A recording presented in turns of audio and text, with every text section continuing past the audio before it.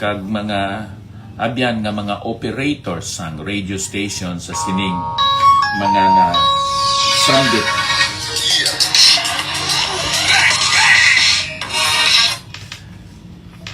Mga nasambit naton nga mga radio stations dira sa amo nga mga banwa.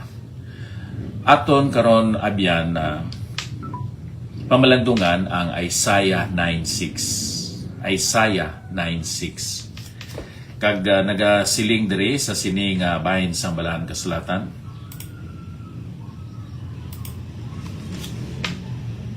For unto us a child is born, unto us a son is given, and the government shall be upon his shoulders. And his name shall be called Wonderful, Counselor, the Mighty God, the Everlasting Father, the Prince of Peace. Ang ini nga bahin sang Balahan Kasulatan abyan, nagatudlo naton sa aton nga si Ginoong Hesukristo amo ang dulot sang Dios. Pero agud aton nga makilala ini siya, aton hambalan ining mga phrases sa sining nga bahin sang Balahan Kasulatan. Sa pagkamatuod, hindi lamang ini isa ka prophecy, kundi isa ini ka promise.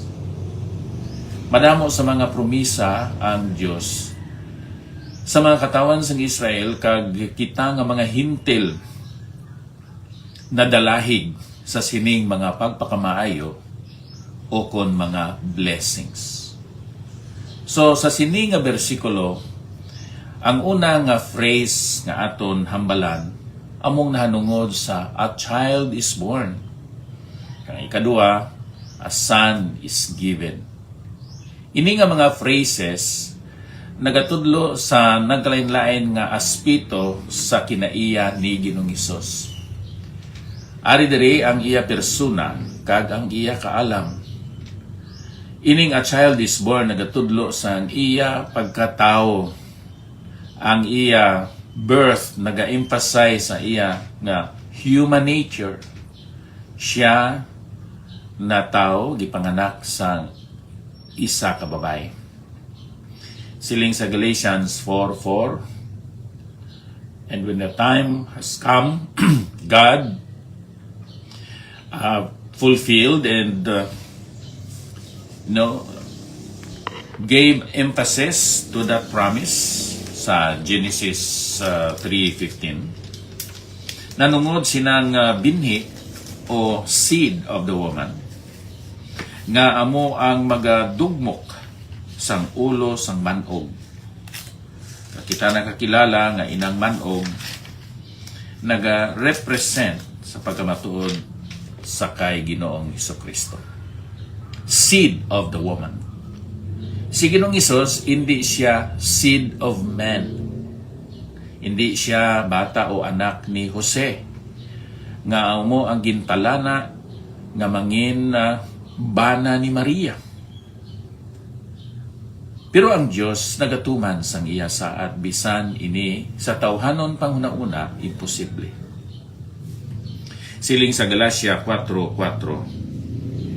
But when the fullness of the time had come, God sent forth His Son, born of a woman, born under the law. Verse 5, to redeem those who were under the law, that we might receive the adoption of sons. Ining phrase nga a child is born nagatudlo sang iya vulnerability. Kag aton makita nga sa sini nga bahin sang Balahan Kasulatan, si Ginoong Hesus subong child who was born, nag-identify siya sang iya kaugalingon sa humanity. Si Ginoong Hesus nag-ambit sang tawhanon nga mga eksperyensya kag balatyagon. So si Ginoong Hesus, isa siya katawo nga himpit, matarong, balaan, wala sing sala. Ang ikaduha nga phrase, a son is given. Nagatudlo ini nahanungod sang iya nga pagka-Diyos. Inang son, quote-unquote, naga-emphasize sa Diyos nun nga kinaiya, eternal existence, kag sang iya pagpakigtupong dira sa Diyos nga Amay. A son is given, nagatudlo sa pagkamatuod nga siya dulot sang Diyos. Hindi siya baligya sang Diyos nga Amay. Hindi siya reward o kun balos sang Amay sa mga maayong buhat sa mga tao. So, isa siya ka Diyos nga nagpakatao. May otoridad kag may pagkadungganon ining aton nga maduluwa si Ginoong Hesus. Inang pulo nga son nagatudlo nanungod sang iya pagkagamhanan kag sang iya pagkadungganon. For unto us a child is born, his humanity. Unto us a son is given, his divinity. Kung aton initingbon nga mga phrases, ini nagatudlo sa aton nga si Ginoong Hesus may duha ka kinaiya, humanity and divinity. Ikaduha nga ang Diyos nagahatag sang aton mga ginakinahanglan nga basic. You know, ang basic needs naton hindi lang material o physical o financial. Ang basic needs naton spiritual abyan. Ang iban nga mga tao matipon gid sang kwarta agod nga sila kuno magmalipayon. So ano gid ang ila basic need? To be glad, to be joyful, to be happy. Ining gladness, joy, or happiness, these are intangible things. Busay hindi ni mahatag sang tangible things such as money, material things, lands, etc. Mahatag ini sang intangible person kag siya amo ang aton Ginoo. Nagatudlo ini sa aton nga may katuyuan ang Diyos sa iyang paghatag sa sini nga dulot. Kagamoy na ang pagtubos o kunang pagluwas sa aton. Jesus' birth and divine nature facilitate salvation. Abyan, ang mga theological terms nga makuha naton sa sini, una, amo ang hypostatic union. Ginagamit ina sa pagtudlo sa mga theological students nga si Ginoong Hesus subong nga tao kag subong nga Dios. Ang iya mga kinaiya subong tao kag subong nga Dios naghiusa dira sa iya persona. Ang iya pagka-Diyos wala malimitahan sang iya humanity. Kag ang iya humanity wala gin padako o kung ginhimo nga gamhanan sang iya nga pagka-Diyos. You know, si Ginoong Hesus ang pangabuhi siya physically sa siningang kalibutan. Wala niya gamita ang iya kauglingon nga gahom kag kusog. Ang gahom nga halin sa Amay kag sa balaan nga Espiritu. Amo to ang iya gingamit. Kag nga ang nakagamit siya kay siling sa balaan kasulatan, siya nagsalig, nagsandig, nagsalig sa Diyos nga Amay. Ang iya nga mga milagro gahom yadto sang Amay kag sa balaan nga Espiritu. Wala niya gingamit ang iya kauglingon nga gahom bisan matuod nga may gahom siya. Amo ina ang implikasyon sang iya nga pagpaubos. Wala siya maguntat sa pagka-Diyos. Wala lang niya gamita ang mga attributes subong nga Diyos sang ari sa diri sa kalibutan. Nagatudlo ini sa aton sa ginatuwag incarnation. In sulod karne, flesh, unod. nagsulod sa unod ining aton Ginoo. Sa pagkamatuod siya wonderful. Kay nga man, ang infinite nga Dios nagsulod sa finite nga lawas sang tao. Ang eternal nga Dios nagsulod sa physical, diri sa time, dira sa tao o sa lawas ng tao nga amo si Ginoong Hesus. Ining omniscient nga Dios nagsulod dira sa lawas sang isa ka tawo nga amo na si Ginoong Hesus. Sa pagkamatod, ini ginatuwag wonderful, makatilingala. Tungod kay makatilingala, ining aton Dios, hindi naton siya matungkad sa kadalumon, sa kamatuuran nga iya ginpahayag, kag ginpahayag diri sa Balaang Kasulatan. Busa magkabuhi kita nga nagatuo sang revelation sang Dios nga siguro sa pagkakaron ikaw kag ako wala gid sa timos nakahangop kag nakatungkad sini. Amo inaabyan ang incarnation. Ikatatlo, nagatudlo sang hindi lamang hypostatic union sang ginatuwag nga incarnation, kundi nagatudlo sa aton sang virgin birth.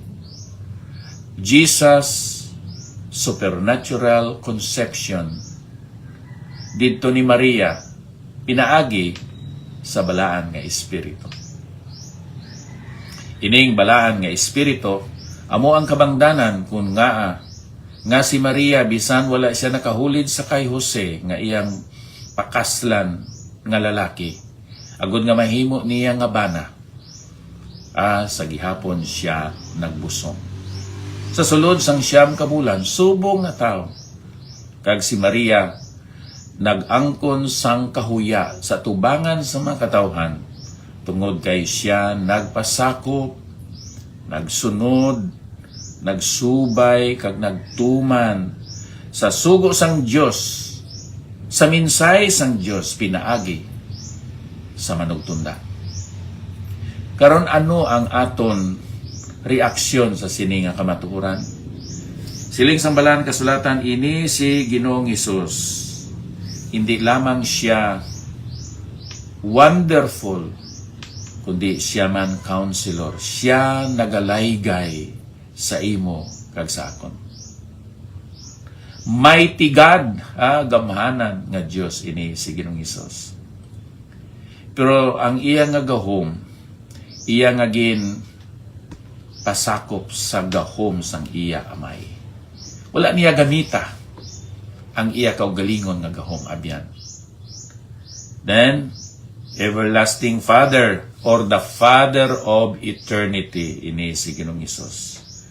Magsiling kita abyan nga si Ginoong Hesus, a Father of eternity. Nagatudlo nga si Ginoong Hesus amo ang sinugdanan. In the beginning was the Word, and the Word was with God, and the Word was God. Nagatudlo sa pre-existence ni Ginoong Hesus. Magsilingan ni kita before. Existence, luntad. Sa wala pa nagluntad ang mga manugtunda, ang langit kag ang duta, ang kapatagan, kabukiran, kalasangan, kadagatan, ang mga kahayupan, ang mga kapispisan, kag bisan pa, sa wala pa gin-create ang tao, ara na si Ginoong Hesus. Tungod kay siya eternal. Busa, abyan, aton siya saligan, sang aton palabuton. Kay nakahibalo na siya, hindi lang sang aton kahapon, karon, kundi bisan pa, nakahibalo na siya sang aton nga palaabuton. Si Ginoong Hesus, subong nga everlasting Father, siya aton sandigan, kag saligan sa aton mga kinahanglanon. And then, Prince of Peace, ang mga pungsod naghiusa after the Second World War, pinaagi sa ginatawag League of Nations nga nahimo nga United Nations. Pero pila naman kang mga gera nga nagkalatabo na tabo dito sa Europa kag sa iban nga bahin sang kalibutan. Kag hasta karon may mga gera nga tungod kay ang tao bisan pa ang mga lideres ka mga pangulo sa mga pungsod sa bugos nga kalibutan hindi makahatag, makapasiguro sinang ginatawag kalinong nga ginapangita sang tao ukon sa mga kapungsuran ka gobyerno. Si Ginoong Hesus amo siya ang prinsipe sang pagidait. Busaab yan, base ikaw ginatublag sang imo kahapon, sang imo sala, sang imo nga bisyo. Palapit ikaw sa kay Ginoong Hesus kay siya maghatag sang order o kung kahusay sa imo nga kabuhi. Maghatag siya sang harmony dira sa imo panghuna-una. Handom sa pagiusa o unity. Agod nga may kalinong, may pagidait. Nga imo may experiensyan dira sa imo panghuna-una kag sa imo tagipusoon. Kag ikaw mangin means or instrument of bringing peace and order in your own neighborhood, in your own community. Si Ginoong Hesus amo ang maghahatag sang eksperyensya sinang kalinong o pagidait. Ang kalinong kag pagidait sa tunga naton ang mga makasasala nga makatawan kag sinang Dios nga matarong kag balaan. Amo nang ginatawag naton peace with God. There is peace because of faith. Therefore, being justified by faith, we have peace with God through our Lord Jesus Christ. And then makahatag man siya sa ginatawag peace of God sa tapos nga kita nagtugyan sa aton mga kabalaka, problema, palaligman sa Ginoo pinaagi sa pag-ampo. Siling sa balaan kasulatan nga hindi kita magkabalaka, hindi kita mangin anxious, kundi nga magpangamuyo kita nga may pagpasalamat sa Dios. In the peace of God, which passeth all understanding, shall keep your hearts and minds through Christ Jesus. Philippians 4:6. Be careful for nothing, but in everything by prayer and supplication with thanksgiving, let your requests be made known unto God. In the peace of God, which passeth all understanding, shall keep your hearts and minds through Christ Jesus. O salamat sa sining dulot sang Dios nga amo si Ginoong Hesus. Kag natungod sina si Apostol Pablo nagsiling, thanks be unto God for His unspeakable gift. And that is the gift of our God, who is the Lord Jesus Christ. And through Him, we have all the spiritual blessings that we need as we live, as we long, as we look for the coming of our Savior, the Lord Jesus Christ. Praise be unto God. Diyos nga balaan, madamong gid nga salamat sa sining dulot nimo nga si Ginoong Hesus. Kay imo ginigugma ang kalibutan sa bagay nga ginhatag nimo ang imo bugtong anak. Agod nga kun bisan sino nga magsalig sa iya, hindi malaglag, kundi may kabuhi nga wala sang katapusan. Salamat sa sining nga saad. Salamat sa sining nga kasiguruhan kag paglaom. O Dios, pakamayo ang amon adlaw karon sa ngalan ni Ginoong Hesus. Amen. Nairel, salamat gid sa imo nga pag-replay sa sining aton segment karon. Mga pagpangamusta sa aton mga kabyanan nga makabati sining aton segment pinagi sa mga istasyonan sang radyo dira sa inyo lugar. Praise be unto God.